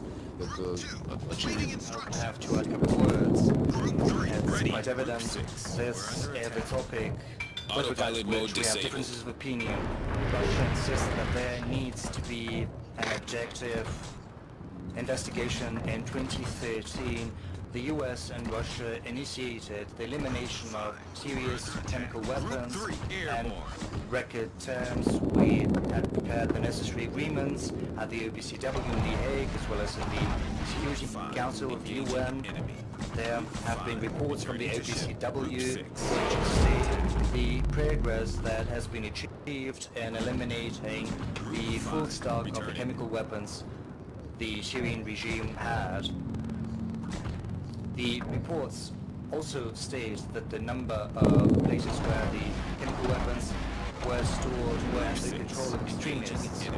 So the process between Damascus and The Hague has been ongoing. There have been some difficulties, and yet we use our relations with the Syrian government to encourage them to cooperate fully with the OPCW, and we are fully committed to finalizing this work. We're going to seek its completion. As for the investigation into the incident, there is a fact-finding mission of the OPCW. There is also a joint mechanism for investigations set up together by the OPCW, the United Nations. We've got some questions we want to be answered by these mechanisms. Autopilot mode enabled against the Syrian Arab Republic's government of having used the chemical weapons. All these accusations are based on the so-called remote evidence provided by some NPOs. I'm not going to point out the white casks, helmets that have discredited themselves on many occasions. They have been found to be guilty of fraud. Now, as for all the evidence we've got of chemical weapons have been used in the territory under the control of the opposition, then I can say that on many occasions both the Russian armed forces and the Syrian government have provided physical evidence, including samples required to conduct an investigation to the OPCW. These were not some remote evidence. These were pieces of physical evidence. The study of these material evidence has been dragging on for quite some time. I'm not trying to level accusations at anyone, nor are we trying to exonerate anyone. We just insist that there should be an investigation into what has happened and what happened on April the 4th. And just as it happened in the past, it was timed quite interestingly with the start of the conference in Brussels. When reports emerged on chemical weapons being used in the province of Idlib, the participants started to demand vociferously that the conference should be used to look into those accusations, even though this was a conference dedicated to the whole gamut of Syrian conflict-related issues. So we talk about that, and that is why the enemy team has taken the lead. Necessary and sensible to have an international, unbiased and frank investigation into this incident. A group of professionals, unbiased and experts, has to be dispatched to the place where chemical weapons were used, as well as to the airport where, as our American partners say, was used. The enemy is about to win. Starting point from which took off the plane delivering the chemical weapons. We are not convinced that this was the case, nor are we convinced by the TV images or by the statements of people who were at the airport. There were no signs that would support the statement, the allegation that chemical agents were used there at all. I'm sorry for taking so long to comment, but I would like to underline that we are 100% sure that if our colleagues at the UN as well as The Hague try to avoid this investigation, this will signify that they are reluctant to find out the truth, but we will insist that the truth should be found. Thank you. Press. Thank you. Secretary Tillerson, I want to ask you about your conversations with President Putin about Syria. You've predicted that Assad will leave power through a political transition. How will you compel Assad to participate in a political transition that leads to his own ouster? Are war crimes charges on the table? And how long will the United States wait for Russia to come around? And Foreign Minister Lavrov, if I may, your government and the United States government seem to be miles apart on the Syria issue, on Ukraine and other issues. Did you feel that you cleared up any of those issues you mentioned earlier today since you've had those discussions with Secretary Tillerson? Well, we did discuss at length the future role for Assad, whether it be in a future political process or not. Clearly, our view is that the reign of the Assad family is coming to an end. And they have, again, brought this on themselves with their conduct of the war these past few years. We discussed our view that Russia, as their closest ally in the conflict, perhaps has the best means of helping Assad recognize this reality. We do think it's important that Assad's departure is done in an orderly way, so that certain interests and constituencies that he represents feel they have been represented at the negotiating table for a political solution. How that occurs, we leave that to the process going forward. We do not think one has to occur before the other can begin, and it will take a pace of its own. But the final outcome, in our view, does not provide for a role for Assad or for the Assad family in the future governance of Syria. We do not think the international community will accept that. We do not think the world will accept that. What about the war crimes charges? We discussed the issue that as time goes by and more evidence continues to be gathered, it is possible that the threshold necessary to charge individuals, including Bashar al-Assad, may be achieved. As you know, this is a very high legal hurdle in order to bring such charges against an individual. So I would not suggest to you that all of that evidence is in place, but I think the longer time goes by, it's possible that the case will be made, and there are certain individuals who are working to make that case.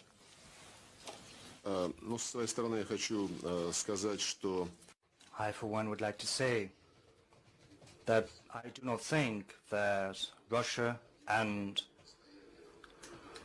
the US at so great a distance that it cannot be bridged on many issues of the international agenda, both with regard to Syria and Ukraine. It's not impossible. In our introductory remarks with Rex Tillerson, we mentioned the agreements that are related not just to preserving but also to intensifying the communication channels with regard to Syria and Ukraine. As for Syria and Bashar al-Assad, we have had sort of a historical background. Rex said that he's a new guy and he prefers not looking into history but to deal with the matters of today.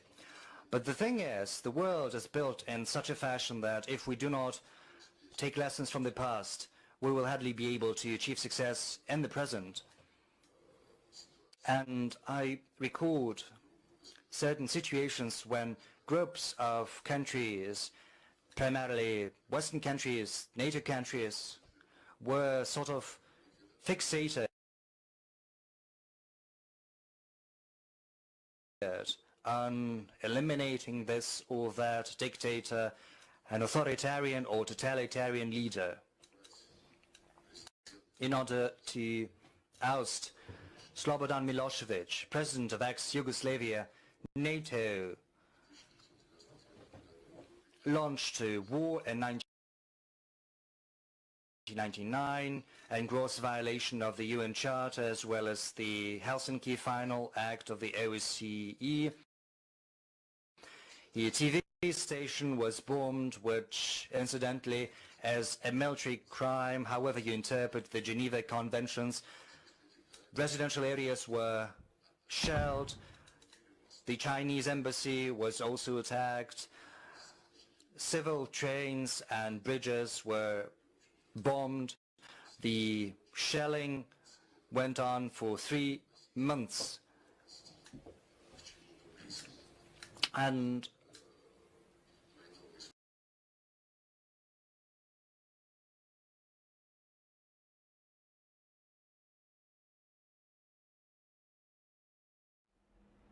my fellow Americans, this is a season of great hope. This week, Jewish families across our country and around the world celebrate Passover and retell the story of God's deliverance of the Jewish people. The story of the Exodus is a story of freedom. It is a story of an incredible people who were liberated from oppression and raised up the face of humankind. Down through the centuries, the Jewish people have lived through one persecution after another, and yet they persevered and thrived and uplifted the world beyond measure. And now the state of Israel stands as a monument Autopilot to their mode faith enabled. and endurance. Another day of faith and celebration is also upon us. This Easter Sunday, Christians celebrate the resurrection of Christ and the promise of eternal salvation. It is a holy day of reverence and worship. It is a sacred time that fills the spirit of our nation with the faith of our people. America is a nation of believers. As families gather in houses of worship across the nation, we are grateful for the tremendous blessings of this land, our home. We have a beautiful country, an abundant countryside, and an amazing people with a truly bright and wonderful future. From the beginning, America has been a place that has cherished the freedom of worship. That is the promise the first settlers saw in our vast continent. And it is the promise that our bravest warriors have protected for all of our citizens in centuries since, a long time ago. Sadly, many around the globe do not enjoy this freedom. And one of the gravest threats to religious freedom remains the threat of terror. On Palm Sunday, as Christians around the world celebrate the beginning of Holy Week, ISIS murdered at least 45 people and injured over 100 others at 2 Christian churches in Egypt. We condemn this barbaric attack. We mourn for those who lost loved ones, and we pray for the strength and wisdom to achieve a better tomorrow, one where good people of all faiths, Christians and Muslims and Jewish and Hindu, can follow their hearts and worship according to their conscience. With God's grace, life always triumphs. Freedom overcomes oppression, and faith extinguishes fear. This is the source of our hope and our confidence in the future. I also want to give a special message to those struggling Americans who have felt for too long the bitter taste of hardship. I want you to know this White House is fighting for you. We are fighting for every American who has been left behind. We are fighting for the right of all citizens to enjoy safety and peace, and to work and live with the dignity that all children of God are entitled to know. As long as we have faith in each other and trust in God, we will succeed. Thank you. Have a happy Easter, a happy Passover. God bless you, and God bless America.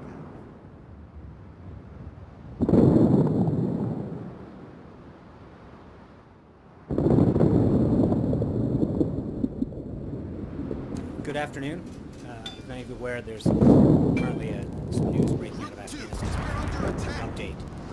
At around 7 p.m. local time, concentrate fire on the designated target. The United States military used a GBU-43 weapon in Afghanistan. GBU-43 is a large, powerful, and accurately delivered weapon. We targeted a system of tunnels and caves that ISIS fighters used to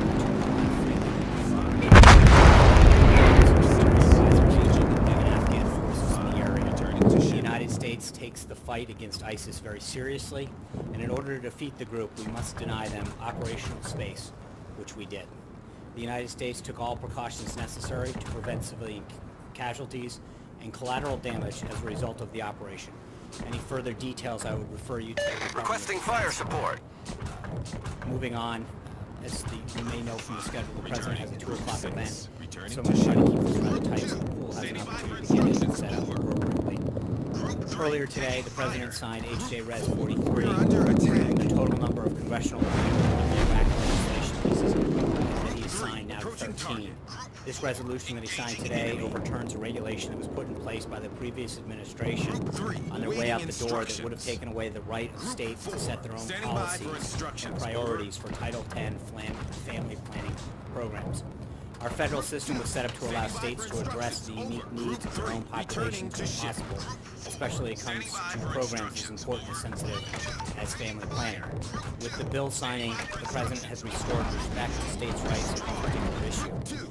As I mentioned at the top, there's an event at 2 o'clock where the President will be meeting with the brave first responders who were involved in the I-85 bridge collapse and thank them occurred in Atlanta, to thank them for their work and dedication in addressing this horrible situation. The bridge collapsed during rush hour on March 30th due to the heroic efforts of Atlanta's first responders, some of whom will be here today. No lives were lost. The President's proud to host these brave individuals and honor their commitment to protecting their community. Later this afternoon, the President will head to Florida for the Easter holiday.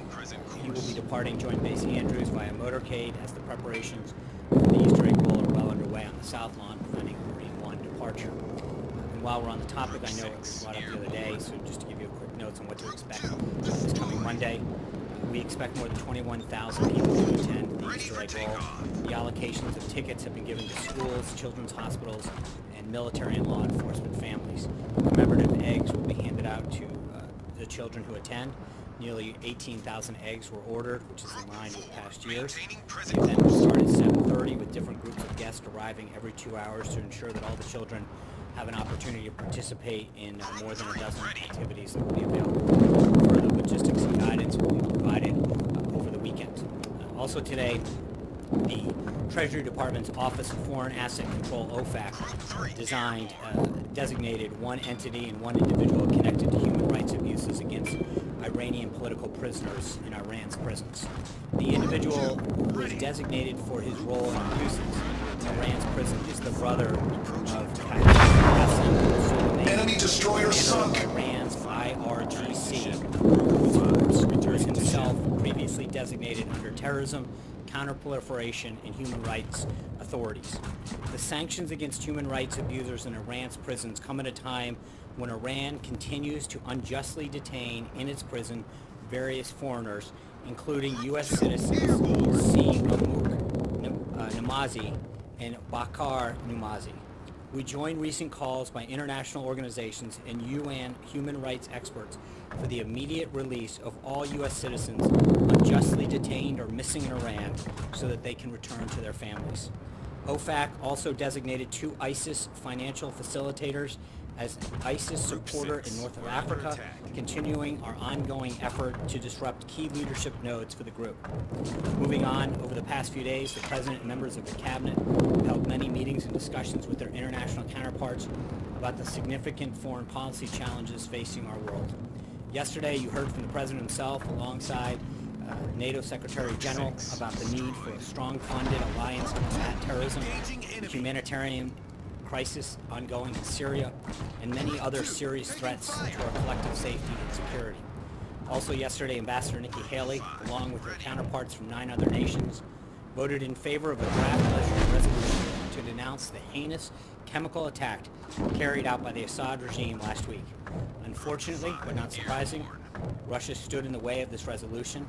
However, I'd like to point out that the abstention of China on the heels of President Xi's recent successful visit in Kazakhstan, a longtime Russian ally and former member of the Soviet Union. Both of these abstentions are notable and signify that the United States is persuading the world that the use of weapons of mass destruction cannot go unanswered. Secretary Tillerson, as you know, was in Russia yesterday to meet with his counterpart and ensure that they are made fully aware of the United States. Our team has taken the lead. Areas of practical cooperation, such as defeating ISIS, and areas where Russia does not share our interests and values.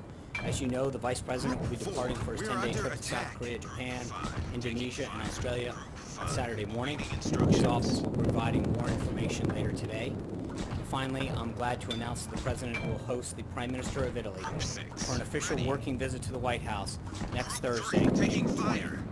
The leaders will discuss the upcoming G7, which will be hosted in Italy and Sicily, and a range of issues of mutual concern. With that, approaching target.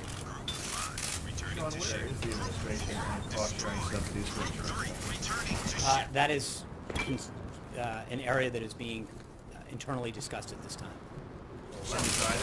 It's not undecided. There is an ongoing discussion on that matter. Matt. The last few days have seen a number of policy shifts by the president, from China as a currency manipulator, the XM Bank, the order of doing healthcare and taxes. There's more, but I won't belabor the point. What should the American people make of these shifts, and are there any policy areas that are non-negotiable? Well, I think, respectfully, I think you can look at it at what you're referring to as a shift in a lot of ways, and by that I mean I saw a couple instances. Our victory is in sight. Being one of those shifts yesterday, and if you look at what's happened, it's those entities or individuals in some cases or issues evolving towards the president's position. And NATO in particular, he talked about the need of countries to pay their fair share, to live up to their commitments of 2% of GDP. He talked about the need for NATO to focus more on terrorism. NATO has done just that. It is something that he pointed out in the first debate in September of last year. He talked about the fact that that NATO is moving towards what he has been calling for. And I think in some cases, the issues evolve, that it's not just a clear, fast statement that the entity itself is moving towards his, or the issue is evolving towards the position that he articulated, and that can't be proven more true in the case of NATO, where he laid out two very clear positions that he had an issue with NATO, and as far back as September of last year, started to recognize that institution was moving much more towards his position. Secretary General noted that as well yesterday.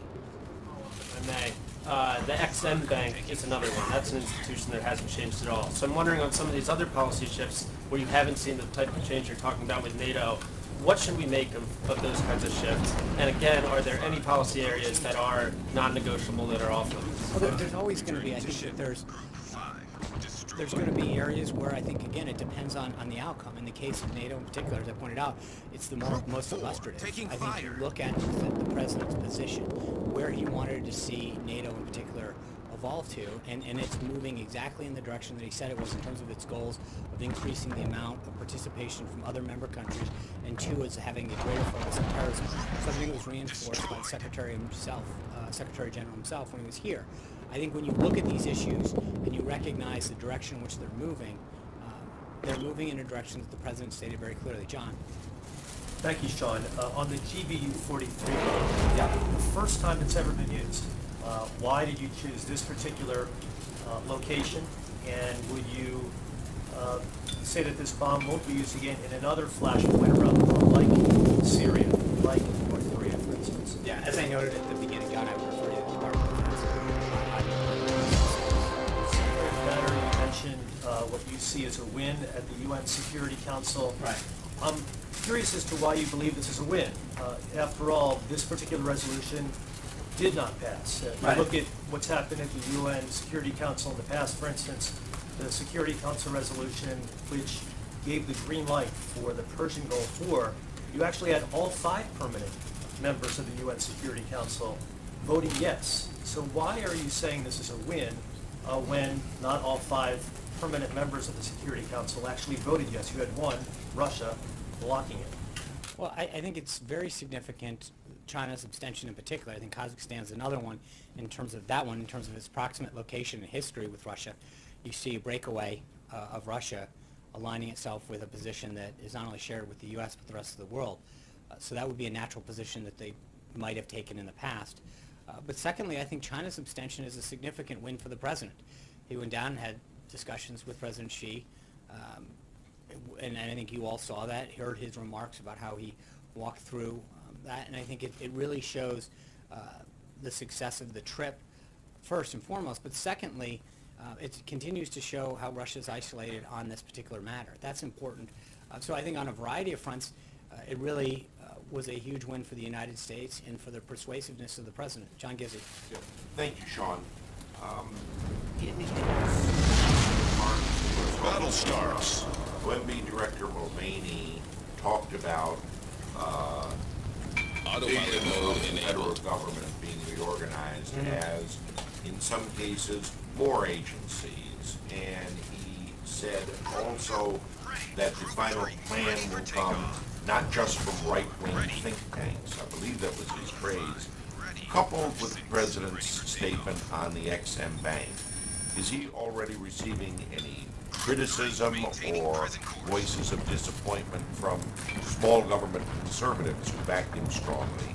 I refer to groups such as Americans for Tax Reform or the Cato Institute. Well, I can't say that I've scanned every group's statements about this particular subject, but I can tell you that he's gotten a lot of very positive feedback, as well as Director Mulvaney for their effort. As the director noted, you have a government that in large part has never been reorganized. It's just been added to. And when you look at the disparate number of agencies and programs that now flow throughout the government to do, in some cases, the very same thing, and are housed in a variety of agencies throughout the government, the question that you have to ask yourself is not only is the taxpayer getting the best bang for the buck, but are the people that those services are intended to be provided for getting the best services? So Director Mulvaney's effort at the president's direction to really look at how government is organized and operated, I think is a very significant step. And I think one of the points that he noted is that this is something that should unite conservatives, liberals, and Republicans and Democrats. Good government, an effective, efficient government, is something that really doesn't have an ideological home. I think it's something that we all can agree on, that the more that we can effectively deliver for the American citizen and deliver for the American taxpayer, effective and efficient government is something that we should all probably be in line with. Richard? Thank you, Sean. The U.S. ambassador at your organization for the prohibition of chemical weapons says that Syria uses chemical weapons abetted by Russia. Syria uses the weapon abetted by Russia's continuing efforts to bury the truth. Was the president offered proof of such truth-burying efforts by Russia? Was he offered proofs of this evidence that this is happening? Russia. No? I would like to know also, you've been putting in the same sentence Syria, Iraq, and North Korea as failed state, Russia's being not a failed state, but part of this. Has it become to use an old expression, the axis of evil in this administration? I think it's important to note Russia is on the side right now where they say that I think it's caused a huge contrast to show who's on the side of this argument in this crisis. And I think it's important to note the difference that who they're with. And that's, I think, a very notable thing. I'm not going to go any further than to say that. Very quick last question. With the National Hockey League playoffs just started, will the president cheer for the Rangers or the Caps? Respectfully, that's really not something that come up too often in the White House. So I'm going to keep with our Richards and go to Richard Elliott from WSB TV in Atlanta, Georgia. Obviously, our concern is the reconstruction of 85. We understand that the president is meeting with first responders this afternoon. It's just a few minutes, actually. But we wanted to ask about the federal commitment to getting I-85. Group 3 taking fire.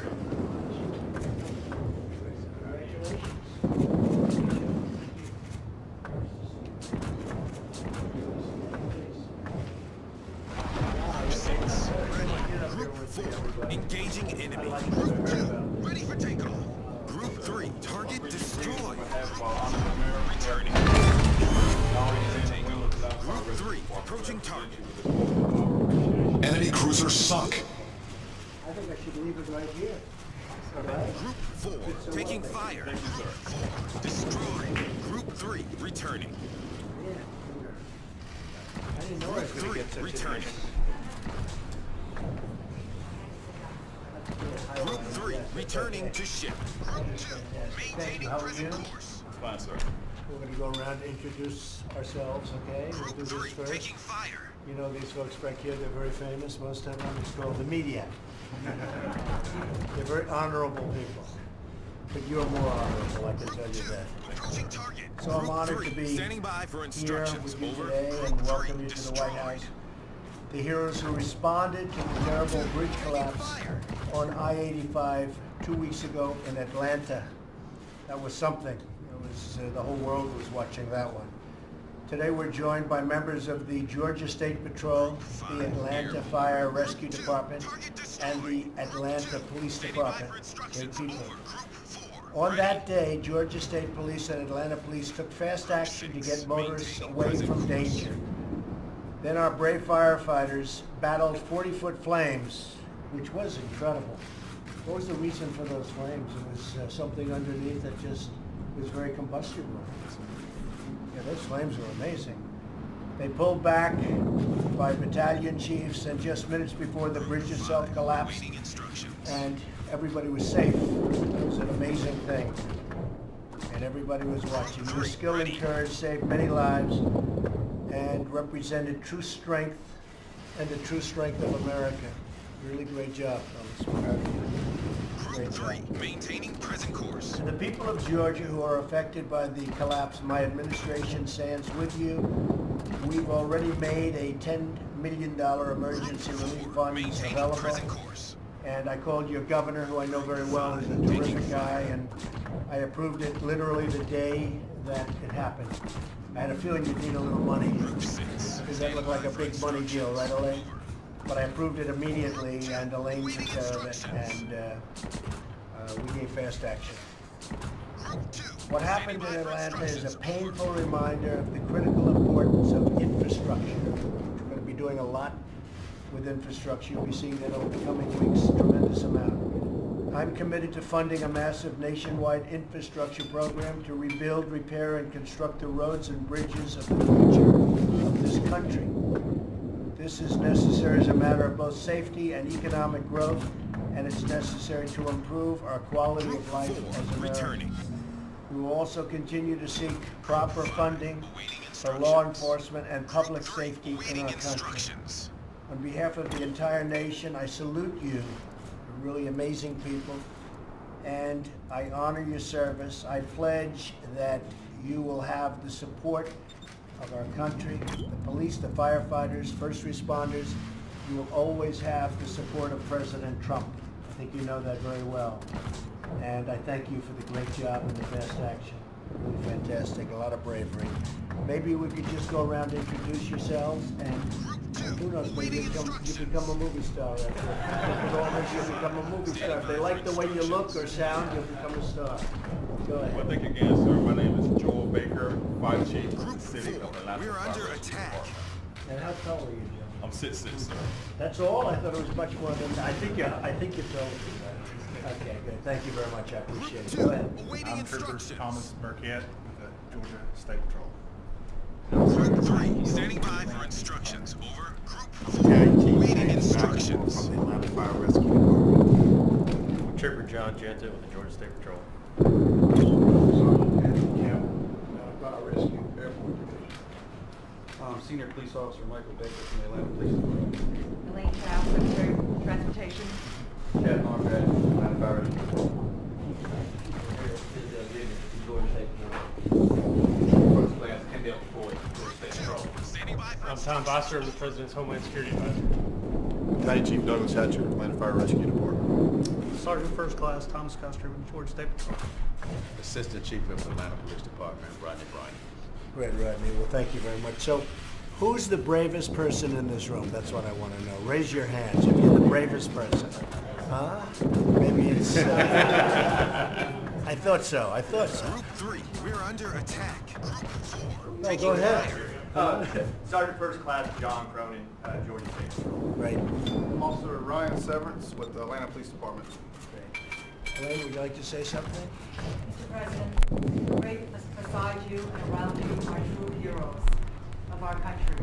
They demonstrate with courage, steadfastness, commitment, and fealty to their oaths to serve our community's needs. This fire was reported at 6:12 p.m. right in the middle of rush hour on March 30th. By 6:20, this team was on site addressing the issue. Governor Nathan Deal also deserves some credit because he has, as a matter of policy, pre-positioned state troopers around I-85 to move any traffic incident right out of the way, so that helped a great deal. By 7 o'clock, the bridge had collapsed. By 8 o'clock, these brave and leaders of their own communities basically had the fire under control. We're under attack. The U.S. Department of Transportation was on site, and we worked hand in hand with these great heroes. And as you mentioned, $10 million from your administration Torpedoes astern. within 1 hour of the governor making this request. Group 3, The returning good to story ship. following all of this is also that the repair and recovery of this whole scene will occur very Autopilot mode quickly. enabled. You will like them because they will come in under budget and on time. That's good. I love to hear the words. Under budget and under schedule, right? We used to call it ahead of schedule. Now we say under schedule, but that'd be great. And I have to tell you, Governor Nathan Deal did call me immediately as this was happening. And he sort of said, could you be ready? Because we're going to need some emergency money fast. And we were ready and we got him the money immediately. And again, we want to thank everybody in the room very much. And Secretary, congratulations. Not at all. again, I told them that you were really approachable and that you would enjoy meeting them so much. Group 4 They were a little bit airborne. apprehensive about meeting you, so they're just so thrilled. And Chief Baker and also Chief Bryant, these are the two leaders here. They both said what an honor it is to be at the White House to meet with you. And you have done the first responder community a tremendous honor by honoring them. They want to make sure, because they're saying that you are sending a message to all the first responders that you value them. So, why don't you say that to the President? Yes, ma'am. I was sharing with her, Mr. President, that this is not only a great day for the city of Maintaining present course. Department, but it's a great day for all of the safety personnel throughout the country, which include Department of Fire, police, state patrols throughout the country, correctional department, all the public safety. Engaging enemy. To recognizing public safety members. Chief, I have great respect. Returning to ship. Amazing bravery, and the speed is incredible. So again, I want to thank you. And I think what we'll do is when we're finished here, we'll talk. And then, unless you don't want to do this, but I know you do, we'll go right across the hall to the Oval Office. We'll have some pictures. Returning to the Oval Office. It is, believe me, I've been in a lot of good offices. It is a special office, okay? So we'll go over there, we'll take some pictures, okay? Thank you all very much. Thank you.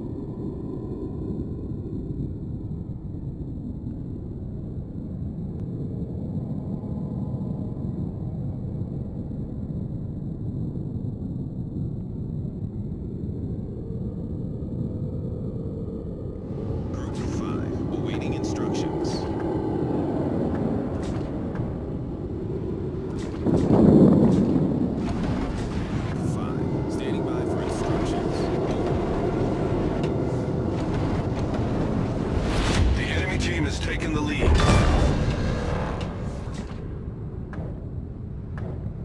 Enemy destroyer blown up.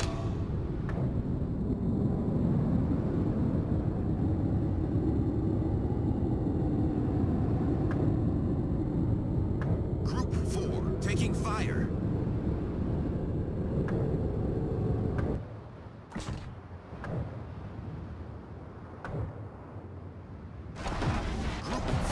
Approaching target. Group 4 returning. Group 4 returning. Our team depends upon you. The enemy team has taken the lead.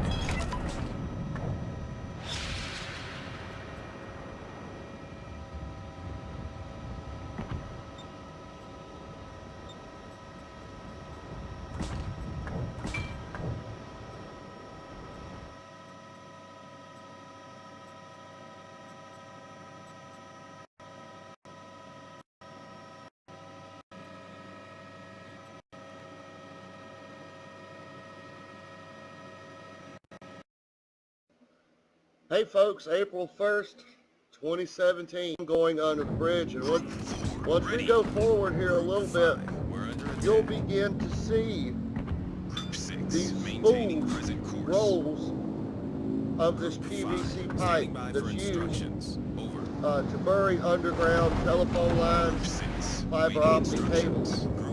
You'll see just exactly how close to the main traffic this is. The ship is on fire! Thoroughfare. Critical engine damage! Now, right over to the left, you can see it, right here. What you see right in front of you is the spool. It's rolled up fiber optic PVC pipe that's used in construction. These are the size of the rolls as of 2016. This picture was taken image date is 11/2016. Now, folks, enemy cruiser destroyed. Like this. Torpedoes to port. It's got massive steel Problem solved, rebar sir. Torpedoes to supported port. concrete cross members going lengthwise all the way across. And everywhere you see the pillars, these are slabs. They're sitting on top of this. These are expansion joints here. Now, we're going to move it down just a little bit further. And as they were saying in a news article, a report that this was supposed to be a secured site, locked. No one should have had access to it. But as you can see here, this fence here looks like it's about ready to fall over. You can get a better view of these spools here. So close to the roadway right here. And the story is that the three crackheads were down there. They put a chair on a grocery cart and it caught these spools of fiber optic cable here on fire. You can get a better look at these cross members, these joists under this bridge. I don't know about you, but something just doesn't seem right. That this plastic, this PVC, could burn and cause this entire section of bridge here to completely just collapse down. Started back there. Yeah. He has no brain. Good. He's coming right. But that's the area right there, folks. I'm dead. Yeah. Good. This area was being used as a storage site for this pipe here, and also what looks to be smaller PVC lengthwise pipes here